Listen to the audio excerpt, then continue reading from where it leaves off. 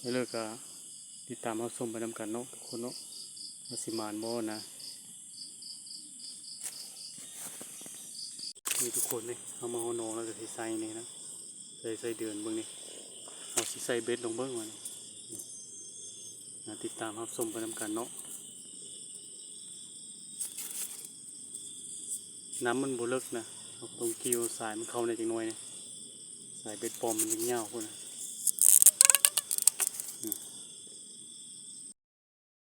นี่ทุกคนนี่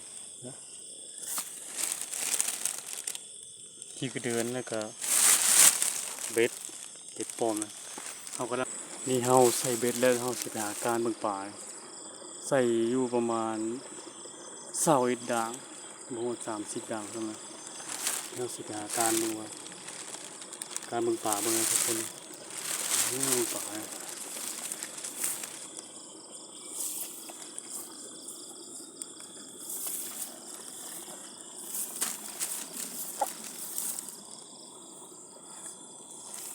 นี่เนาะนี่แต่ก่อนมันก็มีอยู่ป่านะพอได้อยู่นะเพิ่นมาใส่มันก็ได้อยู่แต่มื้อนี้มาใส่ใหม่นะว่าสิเอาลงให้พี่น้องเบิ่งมันก็มันโลดลงบ่ได้นะตัวนี้มันเป็นสาย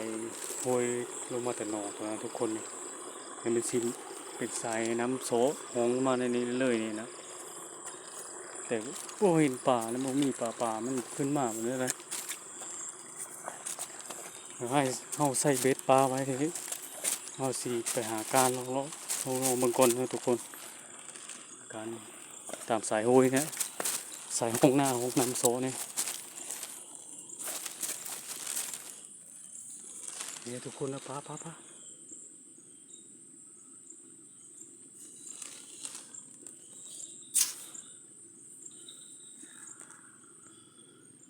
ให้ปลาโคน้อยนะ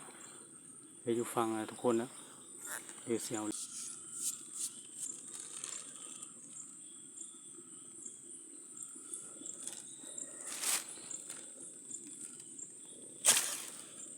โอ้ยบ่ถือทั้งทุกคน ปลามันน้อยเกินไปบอลเล็กแหลมไปเลย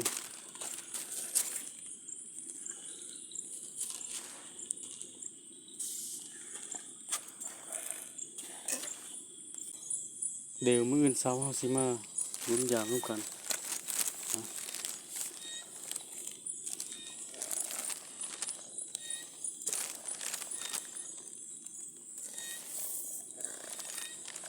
รอเพิ่งป่าผมบ่เห็นมันแถวแคมทุกคนแต่ก็พอได้ก็ได้แต่มันเป็นเรื่องมื้อนี้มันปลานะเดี๋ยวเฮาท่าลุ้นน้ำเบ็ดเฮาใส่เบ็ดพุ่นแหละมื้ออื่นเช้าเดี๋ยวสิมายามเบิ่งทุกคน